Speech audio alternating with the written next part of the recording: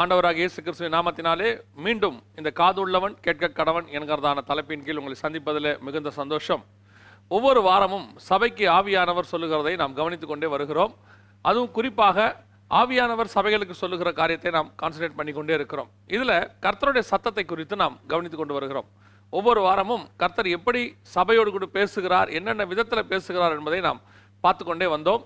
இந்த வாரம் நம்ம என்ன பார்க்க போகிறோம் அப்படின்னா, 1 ராஜாக்களின் புஸ்தகம் 19ஆம் அதிகாரம் 12வது வசனத்திலிருந்து நாம் பார்க்க போகிறோம். பூமி அதிர்ச்சிக்கு பின் அக்கினி உண்டாயிற்று, அக்கினியிலும் கர்த்தர் இருக்கவில்லை, அக்கினிக்கு பின் அமர்ந்த மெல்லிய சத்தம் உண்டாயிற்று. இந்த மெல்லிய சத்தத்தை தான் எலியா கேட்டார். இந்த மெல்லிய சத்தத்தை குறித்து தான் நாம் இன்னைக்கு பார்க்க போகிறோம். சபைக்கு ஆண்டவர் எப்பொழுதும் வெறும் இடி முழக்கத்தை போல பேசுகிறதில்லை. எப்பொழுதும் கர்த்தர் பெருவெள்ளத்து இரைச்சலை போல பேசுகிறதில்லை. எப்பொழுதும் கர்த்தர் எக்கால சத்தத்தை போல பேசுகிறதில்லை. இதெல்லாம் கர்த்தர் பேசுகிற மெத்தட் தான். பல மெத்தட் இருக்கு ஆண்டவர் சபைக்கு பேசுறது. ஆனால் கர்த்தர் பேசுகிற இன்னொரு விஷயம் இருக்கு. என்னன்னு கேட்டா, மெல்லிய சத்தம். மைல்டா கர்த்தர் பேசுவார். இந்த மெல்லிய சத்தம் எப்பொழுது பேசப்படுகிறது, அந்த மெல்லிய சத்தம் ஏன் பேசப்படுகிறது என்பதுதான் ரொம்ப முக்கியம். இன்னைக்கு ஊழியக்காரங்களா இருக்கட்டும் சரி, சபையா இருக்கட்டும் சரி, பயங்கர கிராண்டா இருக்கணும்னு நம்ம விரும்புகிறோம்.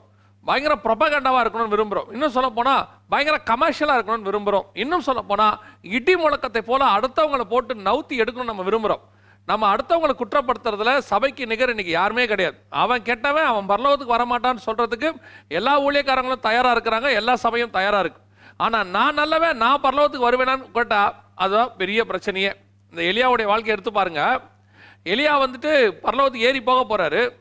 அன்னைக்கு அவர் ஏறி போக போகிறாருன்றது அவருக்கு தெரியுது. அவர் சொல்றாரு, இன்று நான் எடுத்துக்கொள்ளப்பட போகிறேன், உனக்கு என்ன வேணும்னு கேட்கிறார் எலிசாவை. அவர் அன்று எடுத்துக்கொள்ளப்படுவது எலிசாவுக்கு தெரியுது. தீர்க்கதரிசிகளின் புத்திரர் வந்து கேட்கறாங்க, இன்று உம்முடைய எஜமான் எடுத்துக்கொள்ளப்பட போகிறாரே அப்படின்னு. அவன் சொல்றான், எனக்கு தெரியும், நீங்கள் சும்மா இருங்கள் என்று. அந்த எலியா எடுத்துக்கொள்ளப்படுவது தீர்க்கதரிசிகளின் புத்திரருக்கு தெரியுது. அவங்களே சொல்றாங்க, இன்னைக்கு எலியா எடுத்துக்கொள்ளப்பட போறார் அப்படின்னா. ஒரு எலியாவுடைய சாட்சியின் வாழ்க்கையை பாருங்க. பரலோகத்துக்கு அவன் எடுத்துக்கொள்ளப்பட போகிறான் என்கிற காரியம் அந்த ஊருக்கே தெரியுது. அப்படி ஒரு ஸ்பிரிச்சுவல் லைஃப், அப்படி ஒரு ஊழியக்காரனுடைய ஊழியம். இதுதான் நாம் வாழ வேண்டியதான ஒரு வாழ்க்கை. இன்னைக்கு நாம இந்த வாழ்க்கை வாழ்றதில்லை. ஆனா நாம என்ன சொல்றதுக்கு தயாரா இருக்கிறோம்னா, இடி முழக்கத்தை போல பேசுறதுக்கு ரெடியா இருக்கிறோம், இடித்து உரைத்து பேசுறதுக்கு ரெடியா இருக்கிறோம். ஆனா வசனம் சொல்லுது, சபை கேட்க வேண்டிய மிக முக்கியமான சத்தம் என்னன்னா மெல்லிய சத்தம். இந்த மெல்லிய சத்தம் எப்போ வருது பார்த்தீங்கன்னா, பூமி அதிர்ச்சிக்கு பின், அக்கினிக்கு பின். அப்படின்னா என்ன அர்த்தம்? கர்த்தர் பல வகையில் சபைக்கு பேசி பார்க்குறாரு. பேசி பார்த்த பிறகு சபை அதற்கு உடன்படவில்லை. என்னங்க சொல்றீங்க, எலியாவுடைய வாழ்க்கை அப்படிப்பட்டதான ஒரு வாழ்க்கையா அப்படின்னு கேட்டிங்கன்னா, எலியா யார் என்று கேட்டால், the most successful person in the ministry. அவருடைய ஊழியத்தில் அவரை மாதிரி சக்ஸஸாக பண்ணவங்க ஒருத்தர் கூடமே இல்லைன்னு நம்ம தைரியமாக சொல்லலாம். அப்படிப்பட்டதான எலியா அவருடைய சாட்சியை கொடுத்து அவரே சொல்றாரு, கர்த்தருக்கு முன்பாக நிற்கிற நான். அவருடைய பட்ட பேரே அதுதான். அப்படிப்பட்டதான எலியா இன்னைக்கு ஒரு குகைக்குள்ள போய் மறைஞ்சிருக்கிறார். ஒரு முகத்தை மூடிட்டு உட்கார்ந்து இருக்கிறார். என்ன காரணம்? எலியா இந்த ராங் பிளேஸ். சபை தப்பான இடத்துல இருக்கிறது. சபை தப்பான இடத்துல இருக்கும்போது கர்த்தருடைய இடி முழக்கத்தின் சத்தம் தேவைப்படாது. கர்த்தருடைய அக்கினி சத்தம் அங்கே தேவைப்படாது. அதெல்லாம் பச்சித்திரம். எலியாவுக்கு நல்லா தெரியும், கர்த்தர் இந்த நிலைமையில போனா என்ன அழிச்சு போட்டுருவாருன்னு. இப்ப கர்த்தருக்கும் நல்லா தெரியும், எலியாவை இப்படி சொன்னா காப்பாற்ற முடியாதுன்னு. கர்த்தர் எப்படி பேசுறாரு தெரியுமா? மெல்லிய சத்தம். இந்த மெல்லிய சத்தம் எது தெரியுமா? அப்படியே வனாந்திரத்துல மணவாட்டியை மணவாளன் தன் தோளிலே சாய்த்து கொண்டு பேசிக்கொண்டு வருகிற சத்தம் தான் மெல்லிய சத்தம். பல இடங்களிலே கர்த்தர் பேசுகிறார், இடி முழக்கத்தை போல பேசினார்னு பார்க்கிறோம். தேவன் வந்து அந்த மலை மேல இறங்குறார், சீனாய் மலை மேல. அந்த ஜைஜாண்டிக்கான காட்சியை பார்த்துட்டு ஜனங்க சொல்றாங்க, கர்த்தர் பேச வேண்டாம் மோசே, நீ பேசு. ஏன்னா இந்த ஜைஜாண்டிக் காட்சியோட இருக்கிற தேவனை நாங்கள் பார்க்க விரும்பல, எங்களால் முடியாதுன்றாங்க. அது தேவனுடைய மிக பயங்கரமான சுபாவம். அதை பார்க்க முடியல அவங்களால, அந்த சத்தம் அவங்களால கேட்கவும் முடியல. எத்தனையோ முறை கர்த்தருடைய சத்தத்துக்கு விலகி ஓடுறாங்க. தோட்டத்துக்குள்ள தேவன் வராரு. அந்த இடத்துல அவருடைய தோட்டத்தில் அவர் உலாவுகிற சத்தத்தை கேட்டு ஆதாம் விலகி ஓடி விருட்சங்களுக்குள்ளே மறைந்து கொண்டான் இருக்கு. அந்த சத்தத்தை அவனால கேட்க முடியல. காரணம், கர்த்தருடைய சத்தம் அப்படிப்பட்டதான சத்தம். இந்த சத்தத்தோட வந்தா இப்ப எலியாவை பேச முடியாது. இப்ப கர்த்தர் எந்த சத்தம் போடுறார் தெரியுமா? மெல்லிய சத்தத்தை போட்டார். இந்த மெல்லிய சத்தம் வெரி இம்பார்ட்டன்ட். என்ன காரணம் அப்படின்னு கேட்டீங்கன்னா, இந்த அமைதியாய் மணவாட்டியை தன் தோளிலே சாய்த்து கொண்டு இந்த அமைதியாய் பேசக்கூடிய மெல்லிய சத்தம் தான் பல நேரங்களில் நமக்கு கை கொடுக்கும். சபை கடித்து உணர்ந்துக்கிறதுக்கு தயாரா இருக்குது, ஆனால் ஆற்றி தேற்றுவதற்கு இன்னைக்கு தயாராக இல்லை. எலியா என்கிற மனுஷன் கோய்க்குள்ள போய் உட்கார்ந்து இருக்கிறான். எப்பொழுதும் கர்த்தருக்கு முன்பாக நிற்க வேண்டியவன் இன்னைக்கு பயந்து போய் உட்கார்ந்து இருக்கிறான். எப்பொழுதும் கர்த்தருக்கு முன்பாக நின்று தைரியமாய் மனுஷர் முன்பாக சாட்சி கொடுக்கிறவன் மனுஷருக்கு பயந்து, ஒரு பெண்ணுக்கு பயந்து கொண்டு போய் உள்ளே உட்கார்ந்து இருக்கிறான். காரணம் என்ன? He was in the wrong place. தப்பான இடத்தில் அவன் நின்று கொண்டிருந்தான். ஆகவே அவனால் தேவனை சந்திக்க முடியவில்லை. தேவனை சந்திக்க முடிய அவனால் மனுஷனை சந்திக்க முடியாது. இது மட்டும் நல்லா தெரிஞ்சுக்கொள்ளுங்க. மனுஷ சமூகத்தில் நீங்க நிக்கணும்னா, தேவ சந்நிதியில மனுஷனுக்கு நீங்க தைரியமா பிரசங்கம் பண்ணணும்னா, அதுக்கு முன்பாக தேவ சமூகத்தில் நிக்கிறவனா இருக்கணும். தேவ சமூகத்தில் நிக்க முடியாத ஊழியக்காரனால, தேவ சமூகத்தில் நிக்க முடியாத ஒரு விசுவாசியால மனுஷ சமூகத்தில் நிக்க முடியாது. வசனம் தெளிவா இருக்கு. நீ தேவனுக்கு முன்பாக நில், மனுஷனுக்கு முன்பாக அவர் உன்னை நிறுத்துவார். ஆனா இன்னைக்கு என்ன நடக்குது? நம்ம தேவனுக்கு முன்பாக நிக்கிறதுக்கு நேரம் இல்லை, எல்லாம் ரொம்ப பிஸி. ஆனா மனுஷனுக்கு முன்பாக இடி முழக்கத்தை போல பேசணும் ஆசைப்படுறோம். கர்த்தர் சொல்றார், கொஞ்ச நாள் வா, நான் உங்ககிட்ட மெல்லிய சத்தத்தை நான் பேசுறேன். ஒரு அமைதியான சத்தம். அந்த சத்தம் எலியாவை உணர்த்துகிறது. என்ன சொல்லி உணர்த்து தெரியுமா? எலியாவே, உனக்கு இங்க என்ன வேலை? யூ ஆர் அந்த ராங் பிளேஸ் எலியா. நீ தப்பான இடத்தில் நின்று கொண்டு இருக்கிறாய். பல நேரங்களில் சபை இப்பொழுது தப்பான இடத்தில் இருக்கிறது. இந்த சபை தப்பான இடத்தில் நிற்கிறதை இடித்து உரைத்து சொல்லக்கூடியதான எத்தனையோ ஊழியக்காரர்கள் இருக்கிறார்கள். அது உண்மைதான். அதற்கு செவி சாய்க்காத சபைகளை கர்த்தர் என்ன செய்ய விரும்புகிறார்? நாம் நினைக்கிறோம் அதோடு கூட கர்த்தர் அதை அடித்து உடைத்து அதோடு கூட நிர்மூலம் பண்ண விரும்புகிறார். இல்லை, ஆண்டவர் சொல்றார், இன்னும் ஒரு விஷயம் நான் பேசட்டும், இன்னும் ஒரு விஷயம் நான் அவரோடு கூட பேசட்டும், மெல்லிய சத்தத்தோடு கூட பேசட்டும். எத்தனையோ முறை நான் உன்னை கடிந்து கொண்டேன், எத்தனையோ முறை நான் உமக்கு விரோதமாக வந்து நின்றேன், எத்தனையோ முறை உமக்கு விரோதமாக என் செயல்களை செய்து பார்த்தேன், ஆனாலும் நீ செவி சாய்க்கவில்லை. நான் மெல்லிய சத்தத்தை உன்னோடு கூட பேசட்டும். நேபுகாத் நேச்சாரை எடுத்து பாருங்க. 2ஆம் அதிகாரத்திலிருந்து கர்த்தர் அவங்ககிட்ட பேசிக்கிட்டே இருக்கிறார். 3ஆம் அதிகாரத்தில் திருப்பி ஒரு தப்பு செய்வான், திருப்பி 4ஆம் அதிகாரத்தில் இன்னொரு தப்பு செய்வான். இப்போ கர்த்தர் அவனோடு கூட பர்சனலாக பேசுறார். 2ஆம் அதிகாரத்தில் தானியேல் வழியாக பேசினாரு, 3ஆம் அதிகாரத்தில் ஷாத்ராக் மேஷாக் ஆபேத்நேகோ வழியாக பேசினாரு, 2ஆம் அதிகாரத்தில் வெளிப்பாடு, 3ஆம் அதிகாரத்தில் தரிசனம். இதெல்லாம் பார்த்த நேபுகாத் நேச்சார் மனம் திரும்பல. திருப்பி சொன்னான், நான் கட்டிய மகா பாபிலோன். அவன் வாழ்க்கையில் மிகப்பெரிய பின்மாற்றம். இப்போ அவனை திருத்தணும், வேற வழியே இல்லை. யாரை கொண்டு கர்த்தர் பேசல, நேரடியாய் பேசினார். அவனுக்குள்ளாக அவர் பேசினார். அவன் 7 வருஷம் கழிச்சு சொல்றான், அந்த தேவனை அல்லாமல் வேறு தேவன் இல்லை. அதான் நான் உங்களுக்கு சொல்றேன், இந்த மெல்லிய சத்தத்துக்கு செவி கொடுங்க, மெல்லிய சத்தத்தை பேச விடுங்க. சபையில கர்த்தர் பேசட்டும். பல நேரங்களில் அந்த மெல்லிய சத்தத்துக்கு நாம இடம் கொடுக்கறது இல்லை. நான் என்ன இடம் கொடுக்கறது இல்லைன்னா, உட்காந்து கேட்கறதுக்கு இடம் கொடுக்கறது இல்லை. ஒரு இடத்துல போய் நம்ம உட்காரணும் இல்லையா? இப்போ எலியா போய் ஒரு குகைக்குள்ள உட்கார்ந்துருக்கிறாரு. அந்த குகைக்கு வெளியே எத்தனையோ சத்தம் கேட்குது. எந்த சத்தமும் எலியாவுக்கு பயத்தை தான் உண்டாக்குகிறது, எந்த சத்தமும் அவனுக்கு மனமாற்றத்தை உண்டாக்கவில்லை. அவன் நினைக்கிறான், ஐயோ கர்த்தர் பட்சிக்கிற அக்கினியா இருக்கிறாரு, பெரிய பூமி அதிர்ச்சி கேட்குது, ஐயோ இங்க பெரிய காரியங்கள் நடக்குது எல்லாம் சொல்றான். ஆனால் அந்த இடத்துல அவனுக்கு அது மனமாற்றத்தை உண்டாக்கவில்லை. அவனுக்குள்ள எந்த ஒரு பெரிய மனமாற்றத்தையும் அவனுக்கு கொண்டாடவில்லை. காரணம் என்ன? அந்த மெல்லிய சத்தம் தான் அவனுக்கு மனமாற்றத்தை கொண்டு வரும். கர்த்தர் பார்த்தாரு, எந்த சத்தத்தினாலும் ஏற்படாத மாற்றத்தை நான் மெல்லிய சத்தத்தில் அவனுக்கு கொண்டு வருவேன் என்று விரும்பினார். இன்னைக்கும் ஆண்டவர் சபைக்கு அதை தான் பேச விரும்புகிறார். நீ உட்காந்து கொஞ்சம் ஆராய்ந்து பார், கொஞ்சம் ஆண்டவருக்கு டைம் கொடுங்க. பல நேரத்தில் நம்ம கேட்குறோம் இல்லையா ஆண்டவர்கிட்ட, ஆண்டவரே ஏன் என் வாழ்க்கையில் இப்படிலாம் நடக்குது, ஏன் ஏசபேல் துரத்துறா, நான் நல்லா தானே ஊழியம் பண்ணிக்கிட்டு இருந்தேன், நான் நல்லா தானே ஆவிக்குரிய வாழ்க்கை வாழ்கிறேன், ஏன் என் வாழ்க்கையில் பிரச்சனை, ஏன் என் வாழ்க்கையில் உபத்திரம், ஏன் என்னை துரத்துறாங்க, ஏன் என்னை பின்னாடி இவ்வளோ பிரச்சனை என்னை துரத்திக்கிட்டே இருக்குது, எனக்கு ஒரு நிம்மதியே இல்லையே. கர்த்தர் சொல்கிறார், வந்து ஒரு இடத்துல உட்காரு, முதல்ல நான் உங்ககிட்ட கொஞ்சம் பேசட்டும். ஏன்னா நம்ம ஓடிட்டே இருக்கும்போது நம்ம செய்கிறது எல்லாமே சரிதான், நம்ம ஊழியம் பண்ணிகிட்டே இருக்கும்போது நம்ம பண்ணுறது எல்லாமே கரெக்ட் தான், கையில் காசு இருந்து மண்டலில் பிளான் இருந்துச்சுன்னா நம்ம செய்கிறது எல்லாமே கரெக்ட் தான். நாம் எப்போவுமே உட்காந்து கர்த்தர்கிட்ட கேட்குறத அந்த சுபாவம் இல்லை. அப்படி ஓடிட்டே இருக்கிற நம்மளை ஒரு இடத்துல கர்த்தர் உட்கார வைக்கிறார். யோசிச்சு பாருங்களேன், ஆகாப்புக்கு சவால் விட முடிஞ்ச எலியாவால் ஏசபேலுக்கு சவால் விட முடியல பாருங்களேன். ஆகாப்பு ஒரு பெரிய சேனை ராஜா, ராஜாவுக்கு சவால் விடுறான் எலியா, நீ தான் இஸ்ரவேலை கலங்க பண்ணுகிறவன். தைரியமா சொல்றான், நான் எலியா வந்திருக்கேன்னு போய் வர சொல்லுங்கிறான். அப்படிப்பட்ட ஒரு எலியா அவனுடைய மனைவியின் சத்தத்தை கேட்டபோது, அவன் மனைவி சொன்னது அவன் கேள்விப்பட்ட போதுன்னு இருக்கு, அந்த சத்தத்தை அவன் கேட்டபோது அவன் பயந்து போய் குகையில் ஒளிந்து கொண்டான். காரணம் என்ன? பல நேரங்களில் நாம் ஓடிக்கிட்டே இருக்கிறோம், பயங்கரமான மினிஸ்ட்ரி, பயங்கர பிஸி. சிலர்லாம் சொல்றாங்க, நான் உட்காந்து ஜெபம் பண்ணுறதுக்கு நேரம் இல்லை, பைபிள் வாசிக்க நேரம் இல்லை. ஏன் குடும்ப வாழ்க்கையில் இருக்கிறவங்க கூட சொல்றாங்க, காலையில் எழுந்திரிச்சா நைட்டு வரைக்கும் வேலை வேலை வேலை, எங்களுக்கு உட்காந்து ஜெபம் பண்ணுறதுக்கு கூட நேரமே இல்லை. உன்னை கர்த்தர் உட்கார வைப்பார். ஒரு இடத்துல ஏதோ ஒரு பிரச்சனை வரும், நீ உட்காருவே, ஏதோ ஒரு சோதனை வரும், நீ கண்டிப்பாக உட்காருவே, ஏதோ ஒரு இடத்துல கர்த்தர் உங்களை உட்கார வைப்பார். ஏன் தெரியுமா? நீங்கள் உட்காந்தீங்கன்னா தான் அந்த மெல்லிய சத்தம் கேட்கும்.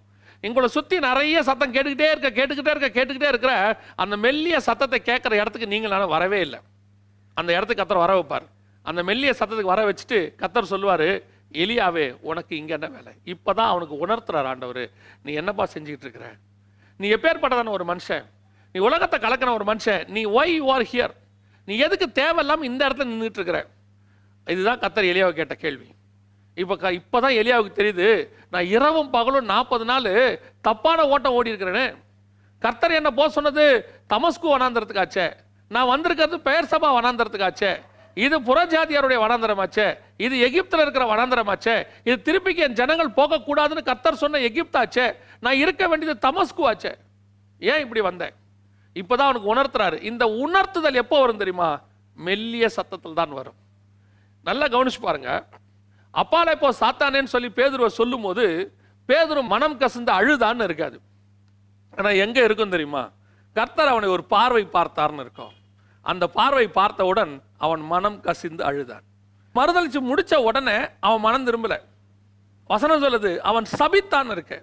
அப்ப அவனுக்குள்ள வராத ஒரு மனமாற்றம் ஆண்டவர் மைல்டா திரும்பி ஒரு பார்வை பார்க்கிறார்.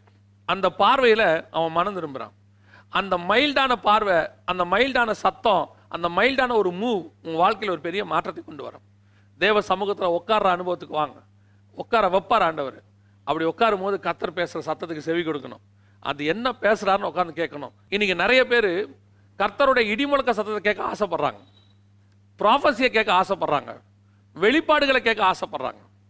கர்த்தர் அதெல்லாம் கொடுக்குறாரு தான், அதெல்லாம் கர்த்தர் இல்லைன்னுலாம் சொல்லலை. ஆனால் கர்த்தர் என்ன சொல்றாருன்னா, அதெல்லாம் ஒரு பக்கம் இருக்கட்டும், இந்த மெல்லிய சத்தத்தையும் கொஞ்சம் கேள. ஏன்? அதுதான் ஒரு இருதயத்தின் ஆழத்தில் இருக்கிறது. அவருடைய இருதயத்தின் வாஞ்சை அதுதான். தான் என்ன விரும்புகிறேன், தான் என்ன சொல்ல விரும்புகிறேன், அதை செய்யறது, அவர் சொல்ல போகிற, அவர் நம்ம செய்ய போகிறது எல்லாத்தையும் அந்த மெல்லிய சத்தம் தான் சொல்லி கொடுக்கும். நீங்கள் நல்லா கவனிச்சு பாருங்களேன். அந்த மெல்லிய சத்தம் வந்த உடனே எலியா கிட்ட அவர் என்ன சொல்கிறாரு? உனக்கு இங்கே என்ன வேலை? சொன்ன உடனே எலியா ஒத்துக்கிட்டான். ஆண்டவரே, இவ்வளோ பேர் இருந்தாங்க, நான் மட்டும்தான் மிச்சம் இருக்கிறேன் எல்லாம் சொல்லி முடிச்ச உடனே கர்த்தர் சொல்கிறாரு, இல்லை எலியா, இன்னும் நிறைய பேர் இருக்கிறாங்க, அதெல்லாம் போட்டோம், இப்போ நான் உனக்கு வேற ஒரு மினிஸ்ட்ரி வச்சிருக்கிறேன். என்ன ஆண்டவரை சொல்கிறீங்க? இது வரைக்கும் நீ பண்ண மினிஸ்ட்ரி வேறப்பா. மனுஷனுக்கு முன்பாக நீ என்னை உயர்த்தின, எல்லாம் பண்ண. இப்போ நீ என்ன செய்ய? எனக்காக ஒரு கூட்டத்தை போய் அபிஷேகம் பண்ணு. மினிஸ்ட்ரி அப்கிரேட் ஆகுது. எலியாவுக்கு ப்ரமோஷன் வருது. எலியா இது வரைக்கும் தீர்க்கதரிசிகள் புத்திரர் அவங்க கூட இருந்தாங்க, நிறைய பேருக்கு சொல்லி கொடுத்துக்கிட்டு இருந்தான். ஆனால் இப்போ எலியா மிக முக்கியமான ஒரு டிசிஷன் எடுக்கிறார். அந்த டிசிஷன் என்ன தெரியுமா? ஒரு 2 தேசத்துக்கு ராஜாவையும் ஒரு ஆசாரியனையும் தயார் பண்ண வேண்டியதான மிக முக்கியமான இடம் அவன் வருகிறது. ராஜாக்களும் ஆசாரியனும் உண்டாக்குற ஊழியம் அவன் கையில கொடுக்கப்படுகிறது. இந்த மிகப்பெரிய ஊழியம் அவன் கையில கொடுக்கப்படுவதற்கு முன்பதாக அவனிடத்துல வந்தது தான் அந்த மெல்லிய சத்தம். அந்த மெல்லிய சத்தம் தான் இவ்வளோ காரியத்தையும் அவனுக்கு சொல்லி கொடுத்துச்சு. நான் சொல்றேன், நீங்க தேவ சமூகத்தில் உட்கார்ந்து அவர் சத்தத்தை கேட்கறதுக்கு கொஞ்சம் டைம் கொடுங்க. உங்களுடைய மினிஸ்ட்ரியின் அப்கிரேடை கர்த்தர் கொண்டு வருவார். நீங்க என்ன செய்யணும்னு கர்த்தர் உங்களுக்கு சொல்லி கொடுப்பாரு. இப்பொழுது அநேகருக்கு ஆசாரியராக இருக்கிற உங்களை ஆசாரியர்களை உண்டாக்குற பிரதான ஆசாரியரை மாற்றுவார். அநேகரை அபிஷேகம் பண்ணுகிறவனை மாற்றுவார். டபுள் ஃப்ளோட் பிளெஸிங் கொடுக்குற மனுஷனை இவங்களை மாற்றுவார். யோசித்து பாருங்க, எலியா எலிசாவுக்கு 2 மடங்கு ஆசீர்வாதத்தை கொடுக்குறவனை மாறி போனான். இதே எந்த எலியா தெரியுமா? எந்த இடத்துல இந்த தீர்க்க தரிசனம் அவனுக்கு வருது தெரியுமா? ஏசபேலுக்கு பயந்து கோய்க்குள்ள இருக்கும்போது. அந்த ஒரு மெல்லிய சத்தத்துக்கு முன்னாடி அவன் லைஃப் வேற, மெல்லிய சத்தத்துக்கு பின்னாடி அவன் லைஃப் வேற. அந்த சத்தம் அவனுக்குள்ள ஒரு மிகப்பெரிய மாற்றத்தை ஏற்படுத்துச்சு. அந்த சத்தம் அவனுக்குள்ள ஒரு மிகப்பெரியதான பலத்தை கொடுத்துச்சு. Just keep in the God's presence. தேவனுடைய பிரசன்ஸ்ல கொஞ்ச நாள் இருந்து பாருங்க. ஓடி ஓடி ஓடி இந்த வருஷம் முழுக்க ஓடுனீங்க. 52 வாரத்தில் கிட்டத்தட்ட 48 வாரம் நீங்க ஊழியம் பண்ணி முடிச்சிட்டீங்க. ஏறக்குறைய 50 வாரமும் முடிச்சிட்டீங்க. இன்னும் ஒரு 2-3 வாரம் தான் மிச்சம் இருக்கு. இந்த 2-3 வாரத்தில் எத்தனை நாள் தேவ சமூகத்தில் உட்கார்ந்து இருந்தீங்க? கொஞ்சம் கவனி. எத்தனை நாள் தேவனிடத்துல சத்தத்தை கேட்டிருக்கிறீங்க? இல்லைங்க, நாங்கள் வாரம் மெசேஜ் கொடுத்துருக்குறோம், கர்த்தருடைய வார்த்தை தானே கொடுத்தோம். கர்த்தருடைய வார்த்தையை வாங்கி நீங்கள் கொடுத்தீர்கள். அது உங்களுக்கு ஆண்டவர் கொடுத்ததல்ல, அவர்களுக்கு கொடுத்தது. அதை ஆண்டவர் உங்க மூலியமா கொடுக்க சொன்னார், நீங்க கொடுத்தீங்க. Okay fine. நீங்கள் என்னைக்கு அந்த மெல்லிய சத்தத்தை கேட்டீங்களா? எலியா சொல்லாத ப்ராஃபஸியாங்க நீங்க நான் சொல்லிட்டோம். அந்த இஸ்ரவேலையே கலங்கம் பண்ணுகிற ப்ராஃபஸியை சொன்ன ஒரு மனுஷன், அக்கினி இறக்கின ஒரு மனுஷன், அவன் செய்த அற்புத அடையாளங்கள் அப்படிப்பட்டவைகள். அதை தாண்டியா நீங்கள் என்ன பண்ணிட போறோம்? ஆனா அவனுக்கே உட்கார்ந்து தேவனுடைய சத்தத்தை கேட்கிற ஒரு டைம் தேவைப்பட்டுச்சு இல்ல? இன்னைக்கு தேவ சமூகத்தில் உட்கார்ந்து ஆண்டவருடைய சத்தத்தை கேட்கிற அனுபவமே போயிருச்சே. முந்தியெல்லாம் பரிசுத்தவான்கள் ஒவ்வொரு சனிக்கிழமையும் உட்காந்து கேட்பாங்க, ஆண்டவரே நான் ஞாயிற்றுக்கிழமை என்ன கொடுக்கட்டும் அப்படின்னு கேட்பாங்க. ஆண்டவரே என் கூட என்ன பேசுறீங்க? அப்படிப்பட்ட பரிசுத்தவான்கள் கூட வருஷத்துல 21 நாள் தனியா இருப்பாங்க. எனக்கு ஒரு ஊழியக்காரரை தெரியும். அந்த ஊழியர் இடத்துல அவருடைய வாழ்க்கையின் அனுபவத்தை நான் பார்த்தபோது ரொம்ப அற்புதமான ஒரு விஷயம். 21 நாள் அவர் சபையை விட்டு வெளியே வரவே மாட்டார். சபைக்குள்ளேயே ஒரு ரூம் இருக்கும். அவருக்கு தேவையான மற்ற எல்லா உதவிகளும் அங்கே செய்யறதுக்கு ஆட்கள் இருப்பார்கள். அந்த 21 நாள் அந்த ரூமை விட்டு வெளியே வர மாட்டார். நான் அந்த நாளுங்களில் அவர்கிட்ட பேசணும் முயற்சி பண்ணாலும் பேச முடியாது. அப்போ அவர் சொல்லுவார், இல்லை பாஸ்டர், நான் அந்த 21 நாள் தேவனோடு கூட இருப்பேன். நான் பார்த்துருக்கிறேன். அவர் மாத்திரமல்ல, அவர் ஆவிக்குரிய வாழ்க்கை மாத்திரமல்ல, அவர் சபையும் வளர்கிறத நான் பார்த்துக்கிறேன். அதுதான் நான் உங்களுக்கு சொல்கிறேன். நம்ம நிறைய நினச்சிக்கிட்டு இருக்கிறோம், ஓடுகிறதுனால, நம்ம நிறைய ஊழியம் பண்ணுறதுனால நம்முடைய ஊழியம் வளர்கிறதுன்னு. ஊழியம் பண்ணணும், அதில் எந்த மாற்று கருத்தும் இல்லை. உங்களுடைய குதிங்காலால் செய்ய முடியாததை உங்கள் முழங்கால் கண்டிப்பாக செய்யும். நீங்கள் அதிகமாக பிரயாசப்பட்டு ஓடி செய்யணும் கண்டிப்பாக. இப்போ நான் வேணான்னு சொல்லலை. அதை பார்க்கிலும் நீங்கள் தேவனோட உட்கார்ந்து போது ஈஸியாக சாதிக்கலாம். நீங்கள் தேவ சமூகத்தில் உட்கார்ந்துருந்து ஒரு தேசத்தை ஜெயிப்பதை விட நீங்கள் ஓடி ஜெயிக்கிறது கஷ்டம். தாவீது எவ்வளோ பெரிய ராஜ்ய பாரத்தை உடையவனாக இருந்து அவர் எத்தனை பேர் அவன் ஜெயிச்சிருந்தாலும் அவன் போய் தேவ சமூகத்தில் உட்காந்து நான் இந்த யுத்தத்துக்கு போகட்டுமா வேணாமான்னு கேட்குறான். ஏன்? எனக்கு அவன் சண்டை போட தெரியாதா? எதில் இருக்கிற ராஜா எப்பேற்படுத்தான ஒரு ராஜா, எப்படிப்பட்டதான ஒரு காரியம், நான் ஈஸியாக அவனை ஜெயிச்சிருவேங்கிற தாட் அவனுக்கு இல்லை. அந்த மெல்லிய சத்துக்கு அவன் வெயிட் பண்ணுறான். வெயிட் பண்ணி கேட்குறான், ஆண்டவரே நான் இப்போ போட்டுமா? ஒரே ராஜ்யம்தான், திருப்பி சண்டைக்கு போகிறான். அப்போ அவனுக்கு என்ன தெரியணும்? இந்த ராஜாவை ஏற்கனவே நம்ம ஜெயிச்சிட்டோம், ரொம்ப ஈஸி, திருப்பி அடிக்கிறது ஒன்றும் பெரிய விஷயம் இல்லை. யோவாபை கூப்பிட்டு நீயே போய் அடிச்சுட்டு வந்துன்னு சொல்லிடலாம். ஆனால் திருப்பி போய் ஆண்டவர்கிட்ட கேட்குறான். ஆனால் இப்போ அவன் வேறு விதமாக ஆலோசனை பெற்றுக்கொள்ளுகிறான். பின்னாடி நீ பின்வழியா போ அப்படின்னு சொல்லி. அப்போ இந்த சத்தத்துக்கு தான் நீங்கள் நானும் காத்திருக்க வேண்டும். இந்த சத்தம் தான் ஊழியத்தின் வாழ்க்கையில் ரொம்ப முக்கியம். இந்த சத்தம் தான் ஆவிக்குரிய வாழ்க்கையில் ரொம்ப முக்கியம். இன்னைக்கு விசுவாசிகள் என்ன நினைக்கிறோம்? நம்மகிட்ட காசு இருக்கு, பிளான் இருக்கு, ஒரு இன்ஜினியர் இருக்கிறாரு, வீடு கட்டிடலாம். கட்டணமா வேணாமாங்கிறத கத்தர்கிட்ட கேட்கணும். நம்ம என்ன நினைக்கிறோம்? கையில் காசு இருக்கு, ஏஜென்ட் இருக்கிறாரு, வெளிநாட்டுக்கு போயிடலாம். இல்லை போகணுமா வேணாமான்னு கத்தர்கிட்ட கேட்கணும். ஏன்? நம்மகிட்ட எங்கிட்ட எல்லாம் இருக்குன்றதால எல்லாம் பண்ணிடக்கூடாது. If it is God's will, அதான் ரொம்ப முக்கியம். தேவ சித்தமா? அந்த தேவ சித்தத்தை உட்காந்து கேட்குற இடத்துக்கு வரணும். இன்னைக்கு நம்ம இன்னொரு பொசிஷனில் இருக்கிறோம். நானே அந்த மாதிரி பொசிஷனில் தான் பல நாளுங்களில் வாழ்ந்துருக்கிறேன். என்ன அப்படின்னு கேட்டால், செய்வோம், கத்தருக்கு சித்தமான நடக்கட்டும், கத்தருக்கு சித்தம் இல்லாட்டி போகட்டும். காரணம் என்ன தெரியுமா? இது ஒரு இயலாமை. என்ன இயலாமை? உட்காந்து சத்தத்தை கேட்குற அந்த அனுபவம் இல்லாததுனால சரி செய்யறத செய்வோம், காட்ஸ் வில்லா தான் நடக்கட்டும், காட்ஸ் வில் இல்லாட்டி நடக்காமல் போட்டோம். இது ஒரு வகையில் நாம் சேஃப் கேம் விளையாடுறோம். உட்காந்துக்கிட்டு உங்களுக்கு இஷ்டம்னா செய்யுங்க ஆண்டவரே, இஷ்டம் இல்லாட்டி செய்யாதீங்க அப்படின்னு நம்ம சொல்கிறது. ஆனால் நாம் தேவ சித்தம் இல்லாமல் ஃபர்ஸ்ட் ஸ்டெப் எடுக்கிறோம். அந்த உணர்வே நமக்கு வர மாட்டேங்குது. அவரும் கிருபையா சில நேரத்தில் என்ன பண்ணுறாரு? ஐயோ இப்படி ஒரு பிள்ளையை நம்ம வச்சிருக்கிறோமே, வேற வழி இல்லை, சரி வா நீ இதில் தேவ சித்தம் இல்லை, அவராக தடுக்கிறாரு. சில நேரத்தில் விட்டும் பார்க்குறாரு. நான் சொல்ல கேட்காம நீ செஞ்சுக்கிட்டே இருக்கிற, போய் தான் பாரும்பாரு. அதை விட உட்காந்து தேவ சத்தத்தை கேட்குற இடத்துக்கு வந்துட்டா என்ன? கொஞ்சம் தேவ சத்தத்தை கேட்குற சபையா, தேவ சத்தத்தை கேட்கறதான ஒரு ஊழியக்காரனா, தேவ சத்தத்தை கேட்கக்கூடியதான ஒரு விசுவாசியா நம்ம மாறிட்டா என்ன? நம்ம வாழ்க்கையில் பிரச்சனையே வராது. நான் எதுக்கு சொல்கிறேன்? ஏசபேல் பிரச்சனை அதுக்கப்புறம் அவன் லைஃப்பில் வரவே இல்லை எலியாவுக்கு. காரணம் என்ன? அவன் சத்தத்தை கேட்க ஆரம்பிச்சிட்டான். ஏசபேலுடைய சத்தத்தை கேட்கும் போது தான் அவனுக்கு பயம். தேவ சத்தத்தை கேட்கும் போது ஏசபேல் பயம் அவனுக்கு இல்லை. இப்போ அவனுக்குள்ள தைரியம் வந்துருச்சு. அதான் நான் சொல்லுவேன், அந்த மெல்லிய சத்தத்துக்கு முன்னாடி அவன் வாழ்க்கை வேறு, அந்த சத்தத்துக்கு பின்னாடி அவன் வாழ்க்கை வேறு. இப்போவும் சொல்கிறேன், உங்கள் வாழ்க்கையில் எவ்வளோ பிரச்சனை இருக்கட்டும், ஊழியத்தின் பாதையில் எவ்வளோ பிரச்சனை இருக்கட்டும், உங்களுடைய தனிப்பட்ட வாழ்க்கையில் எவ்வளோ பிரச்சனை இருக்கட்டும், நேராக போங்க. இந்த வருஷம் முழுக்க நீங்கள் செய்யாத ஒரு காரியத்தை செய்யுங்க. எல்லா செல்ஃபோனை சுவிச் ஆஃப் பண்ணுங்க. 2 நாள் 3 நாள் தேவ சமூகத்தில் உட்காருங்க. ஜஸ்ட் உட்காந்து ஆண்டவர்கிட்ட கேளுங்க, ஆண்டவர் நான் என்ன செய்யட்டும், நான் என்ன பண்ணட்டும் ஆண்டவரன்னு கேளுங்க. ஒரு மெல்லிய சத்தம் வரும், உடனே வராது. அதான் ரொம்ப முக்கியம். நம்ம பற்றியில் என்ன தெரியுமா? போய் முழங்கால் போட்டு 15வது நிமிஷம் ஆண்டவர் பேசிடணும். இல்லைனா அவருக்கு டைம் 20வது நிமிஷம். அதுக்கு மேலே அவர் பேசுகிறோன்னா 30வது நிமிஷம் நாம் வெளியே வந்துடுவோம். நாம் என்ன சொல்லுவோம்? நானும் முழங்கால் போட்டு பார்த்தேன், 2 பாட்டு பாடி பார்த்தேன், ஜெபம் பண்ணி பார்த்தா கத்தர் என் கூட பேசவே இல்லை. உங்கள் நேரத்துக்கு அவர் பேச மாட்டார். அவர் வர நேரம் வரைக்கும் காத்திருக்கணும். அவர் எப்போ வருவார் அது எனக்கு தெரியாது, நீங்கள் காத்து தான் இருக்கணும். அந்த மெல்லிய சத்தம் வர்ற வரைக்கும் தேவ சமூகத்தில் காத்திருக்கணும். காத்திருந்து ஆண்டவர் பேசுகிறாரான்னு பார்க்கணும். அந்த ஆண்டவர் கண்டிப்பாக பேசுவார். ஒரு இடத்துல இந்த உங்கள் கேள்விகளுக்கான பதிலை கண்டிப்பாக சொல்லுவார். இந்த வருஷம் முழுக்க செய்யாததை கண்டிப்பாக போய் செய்யுங்க. இந்த குறிப்பிட்ட இருக்கக்கூடிய 2 வாரத்துக்குள்ள ஒரு 3 நாளாக தேவ சமூகத்தில் போய் உட்காருங்க. புது வருஷத்தை சந்திக்க போறீங்க. இந்த வருஷம் எவ்வளோ பெரிய பிரச்சனையெல்லாம் கடந்து போயிருக்கிறோம். புது வருஷம் வரப்போகுது. அது புது கிருபையா, புது எண்ணெயா, புது அபிஷேகமா, புது ஊழியமா, வாட் எவர் இட் இஸ், முதல்ல ஒரு புது அனுபவத்துக்குள்ள வருவோம். ஆண்டவர் சத்தத்தை கேட்டு நான் எல்லாவற்றையும் செய்வேன். அந்த மெல்லிய சத்தத்துக்கு நான் காத்திருப்பேன். அந்த சுபாவத்துக்கு வருவோம். கர்த்தர் பெரிய காரியங்களை செய்வார். கர்த்தருக்கு சித்தமானால் இன்னொரு காதுள்ளவன் கேட்க கடவன் என்கிற தலைப்பின் கீழ் உங்களை சந்திக்கிறேன். God bless you.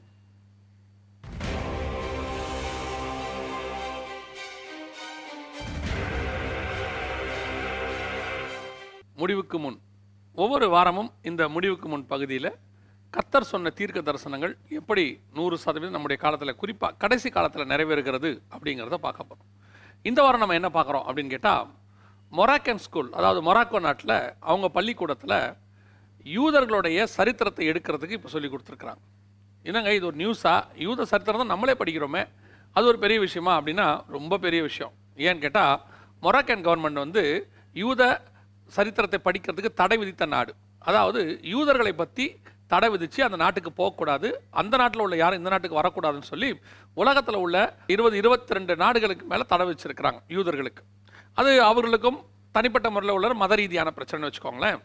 அப்படி தடை செய்யப்பட்ட நாடுகளில் இப்போ சமீப காலமாக குறிப்பிட்ட இந்த 2020 மட்டும் ஒரு பக்கம் கொரோனா வைரஸ் பிரச்சனை போயிட்டு இருக்குது, அதுக்கு நடுவில் இஸ்ரவேலோடு கூட சமாதான உடன்படிக்கை எல்லாரும் ஏற்படுத்துகிறாங்க, அத்தனை நாடுகளும். அதில் ஒரு நாடு தான் மொராக்கோ. அந்த மொராக்கோ ஒரு படி மேலே போய் இப்போ என்ன சொல்லியிருக்கு அப்படின்னா, மொராக்கோ பள்ளிக்கூடங்களில் யூத சரித்திரத்தை எடுக்கணும், யூதர்களை பற்றி நம்ம படிக்கணும் அப்படின்னு சொல்லியிருக்கிறாங்க. ஒரு காலத்தில் இந்த யூதர்களை ஹிட்லர் கொலை செய்த போது இதே மொராக்கோ நாடு என்ன சொல்லுச்சுன்னா, ஹிட்லர் இன்னும் கொஞ்சம் முயற்சி செய்து மொத்த யூதர்களையும் அழிச்சிருக்கலாமே அப்படின்னு கேட்ட நாடு தான் மொராக்கோ. அப்படி இருக்கிற அந்த நாட்டுக்குள்ள இன்னைக்கு யூத சரித்திரம் வருது. இதுக்கு பின்னாடி 2 காரியங்கள் இருக்கு, அதை தான் நான் இன்னைக்கு உங்களுக்கு சொல்ல விரும்புகிறேன். ஒரு புறம் பாசிட்டிவ். என்ன பாசிட்டிவ்னா, ஆண்டவர் சொல்லி இருக்கிறாரு, ஆயிடவர் அரசாட்சி வரும்போது உலகம் எங்கிலும் ஒரே மொழி இருக்கும், அப்பொழுது அந்த இஸ்ரவேலுடைய 1,44,000 பேர் ஆளுகை செய்வார்கள், அப்பொழுது உலகம் எங்கிலும் எபிரேய மொழி இருக்கும், யூதர்களை பற்றின சரித்திரம் உலகம் முழுக்கும் இருக்கும். இப்போ நம்மளை அறியாமலேயே எல்லா பகுதியிலும் எபிரேய மொழி போயிட்டு இருக்கு. நீங்கள் பார்த்துருப்பீங்க, நம்ம ஆட்கள் தமிழில் பாடுறதை விட எபிரேயத்தில் பாடுறதா இப்போ ரொம்ப ஜாஸ்தி. புரியுதோ புரியலையோ பாடுறாங்க, அதை விட்டுருவோம். இப்போ எபிரேய மொழியில் பாடுறதுங்கிறது ஒரு பெரிய கல்ச்சராக மாறி அழகாக மாறி இப்போ அவங்க வந்து அதை பெரிய லெவலில் போயிட்டு இருக்கிறாங்க. ரெண்டாவது, இந்த எபிரேய மொழியானது உலகம் முழுவதும் பரம்படும். கடைசி காலத்தில் ஒரு மொழி இருக்கணும், அது இயேசுவோட 1000 வருஷ அரசாட்சியில். அதற்கான வேலைகள் இப்பொழுது நடக்கிறதை நாம் பார்க்கிறோம். உலகம் எங்கிலும் இந்த எபிரேய மொழி பரவி கொண்டிருக்கிறது. அதனுடைய ஒரு பார்ட் தான் இந்த யூத கலாச்சாரம். உலகம் முழுவதும் ஜூயிஷ் ஹிஸ்டரி உலகம் முழுக்க போயிட்டே இருக்குது. அதே வேளையில் இது இப்படி இருக்கும்போது எசேக்கியேல் புஸ்தகம் 38ஆம் அதிகாரம் 8ஆம் வசனம் சொல்லுது, அவர்கள் சுகமாய் குடியிருக்கையில் சடுதியாய் அவர்கள் மேலே ஒரு யுத்தம் வரும் என்று. இப்போ இந்த நாடுகள் எல்லாம் அவங்களோட சமாதானமாக இருக்கிறாங்க. ஏறக்குறைய 22 நாடுகளும் சமாதானமாக ஆயிரும்னு சொல்கிற அளவுக்கு வந்துருச்சு. இந்த மொராக்கோலேயே ஒரு பகுதி மக்கள் வந்து வேணான்னு சொல்கிறாங்க, யூதரோடு கூட ஒப்பந்தம் வேணான்னு. ஆனால் சவுதி அரேபியா, பஹ்ரைன், இப்போ நேற்று கூட இந்தோனேஷியா, அப்புறம் மஸ்கட் போன்ற நாடுகள் எல்லாமே அவங்களோட கூட இணைய ஆரம்பிச்சிட்டாங்க. இப்போ எல்லா நாடுகளும் அவரோட ஒப்பந்தம் பண்ணுறாங்க. இது ஒரு சடன் சேஞ்ச். அதாவது ட்ரம்ப்போடைய அரசாங்கம் முடிவுக்கும் போது இது நடந்துச்சு. ஆரம்பிக்கும் போது எருசலேம் தலைநகராக மாறிச்சு, முடியும் போது இப்படி ஒரு சமாதான ஒப்பந்தம் செஞ்சுட்டு ட்ரம்ப் போயிட்டார். இப்போ இந்த சமாதான ஒப்பந்தம் உலகளாவிய எல்லா நாடுகளோடு கூட இஸ்ரேல் பண்ணிக்கிட்டு இருக்கு, குறிப்பாக மத்திய கிழக்கு நாடுகளோடு கூட. இது ஒரு வகையான முடிவுக்கான அடையாளம். என்ன அடையாளம் கேட்டிங்கன்னா, அவர்கள் சமாதானமாய் குடியிருக்கையில், சுகமாய் குடியிருக்கையில் சடுதியாய் அவர்கள் மேலே யுத்தம் வரும் என்று வேதம் சொல்லுகிறது. இப்போ ஒரு புறம் இதுக்கு இந்த சமாதான ஒப்பந்தங்கள் எதுக்கு வழிவகை செய்துனா, உலகம் எங்கிலும் இந்த யூத சரித்திரம் போவதற்கும் எபிரேய மொழி போவதற்குமான ஒரு வழிவகை. அதே நேரத்தில் இன்னொரு பக்கம் உலகம் எங்கிலும் யூத எதிர்ப்பு கொள்கை உருவாக்கிட்டு இருக்கு. அது திடீர்னு ஒரு நாள் எங்கிருந்தோ ஒரு இடத்துல கிளர்ச்சி செய்யும். அதிகமாக நம் அர்மேனியா பகுதியிலிருந்து வருவதற்கு வாய்ப்பு இருப்பதாக தீர்க்க தரிசனம் சொல்லுகிறது. மேபி அப்படி வர வாய்ப்பு இருக்கிறது. அப்படி வரும்போது இந்த யூதர்களுக்கு எதிராக ஒரு யுத்தம் ஒன்று சடுதியாய் வரும். அது ரஷ்யா தலைமையில் வருவதற்காக வாய்ப்பு இருப்பதாக நம்முடைய வேதம் சொல்லுகிறது, எசேக்கியேல் 38:2. அப்படி அவர்கள் வரும்போது இந்த யுத்தம் நடைபெறப் போகிறது. அதற்கான முன்னடையாளமாகத்தான் இப்பொழுது இதெல்லாம் நடைபெற்றுக் கொண்டிருக்கிறது என்பதை நிதர்சனமாய் பார்க்க முடிகிறது. ஓசியா புஸ்தகத்தில் ஆண்டவர் சொல்றாரு, அவன் ஆசிரியரோடு கூட உடன்படிக்கை பண்ணுவான் கடைசி காலத்தில். இப்போ அதைத்தான் இவங்க பண்ணிக்கிட்டு இருக்கிறாங்க. ஆபிரகாம் அகாட் அப்படின்னு சொல்லக்கூடிய அளவுக்கு ஆபிரகாம் உடன்படிக்கைன்னு எல்லாரோடு கூட உடன்படிக்கை பண்ணி கொண்டிருக்கிறார்கள். இதெல்லாம் எதை நோக்கி சொல்லி கொண்டிருக்குதுன்னா, ஒரு முடிவை நோக்கி உலகம் போய் கொண்டிருக்கிறது. குறிப்பாக அந்த முடிவுக்கான முன்னெடுப்பை இஸ்ரவேல் செய்ய தொடங்கிவிட்டது. ஃபர்ஸ்ட் ஸ்டெப் இஸ்ரேல் வச்சிருச்சு. இப்போ எல்லா நாடுகளும் வந்து ஜாயின் பண்ணிக்கிட்டே இருக்குது. இப்போ அமெரிக்காவுக்கு அதிபராக இஸ்ரேல் எதிர்ப்பாளர் ஒருத்தர் வரப்போறாரு. அப்படி வரும்போது நிச்சயமாக ஒரு மிகப்பெரிய கொலாப்ஸ் ஒன்று ஏற்படும். ஏன்னா அமெரிக்காவுக்கு இஸ்ரேலுக்கு ஆதரவான ஜனாதிபதி இருக்கும்போது இதெல்லாம் நடந்துச்சு பாருங்களேன். இப்போ அமெரிக்காவில் இஸ்ரேலுக்கு எதிரான ஒரு ஜனாதிபதி வரும்போது ஆட்டோமேட்டிக்காக ஒரு மிகப்பெரிய கொலாப்ஸ் ஆகும். ஆகும்போது என்ன ஆகும்னு கேட்டிங்கன்னு சொன்னால், உலகளாய ஒரு யுத்தத்துக்கான வழிவகை நடக்க போகுது. எது எப்படியோ நம் கண்களுக்கு முன்பாக தெளிவாக முடிவு காலம் தெரிய ஆரம்பித்து விட்டது. இதெல்லாம் சொல்கிறதுக்கு உங்களுக்கு என்ன காரணம், இதை உங்களுக்கு நாங்கள்லாம் சொல்கிறதுக்கு என்ன ரீசன் அப்படின்னா, ஒரே ஒரு காரணம் தான். நாம் ஆயத்தப்பட வேண்டும், ஒரு கூட்டத்தை ஆயத்தப்படுத்த வேண்டும். 2020 முடிஞ்சு 2020லேருந்து 2021 2030 இந்த இடைப்பட்ட 10 வருஷம் ரொம்ப முக்கியமான வருஷம். உலக சரித்திரத்தை மாற்ற வருஷமாக இருக்கும், சபை சரித்திரத்தை மாற்ற வருஷமாக இருக்கும். இதை நாங்கள் 2019லேருந்து சொல்லிக்கிட்டே இருக்கிறோம். இப்போ நம்ம 2021 நுழையிறோம். இந்த last decade very important decade. கர்த்தருக்கு சித்தமானால் இன்னொரு முடிவுக்கு முன் நிகழ்ச்சியில் உங்களை சந்திக்கிறேன். God bless you.